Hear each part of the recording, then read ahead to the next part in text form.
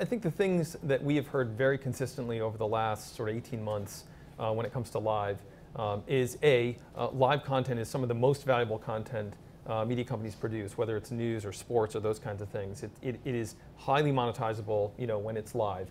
And so extracting more value from that is a priority and very important. The challenge is it's also hard because it has to be done with a fair amount of automation because you just can't keep up with it if humans were doing it. And so from an ROI standpoint, media companies really want to understand how can we sort of automate 70–80% of it, but still have enough editorial oversight that, as Jeff mentioned from Fox News, so that the voice comes through, the editorial voice for the storytelling comes through as well. So you have this tension between creation and curation and automation and editorial. And so our technology was born out of some government research around global broadcast television monitoring.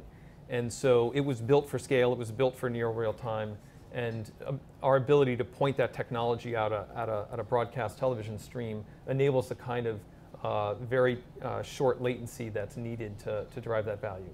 So, not to get too deep in the weeds, but what about Shazam? What about Zeebox? They're listening, the apps listen to what's on the TV and they surface up related information. Yeah.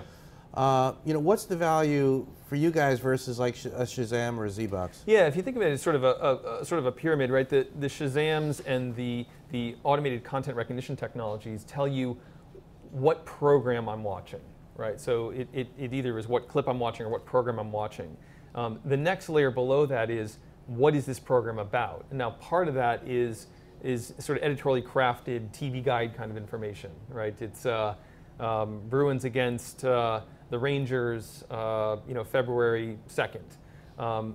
But what it doesn't tell you is what's going on within that program, kind of scene by scene, frame by frame. And what Jeff Vincenti mentioned from Fox News, what they really want to know is that debt crisis has just been mentioned, and so I want to bring related content about debt crisis into the experience at that moment. Now that could be on a second screen like a tablet, it could be on a single screen like a connected television application, and so forth. But what's important is that context is available right then to enhance the user experience and drive more engagement.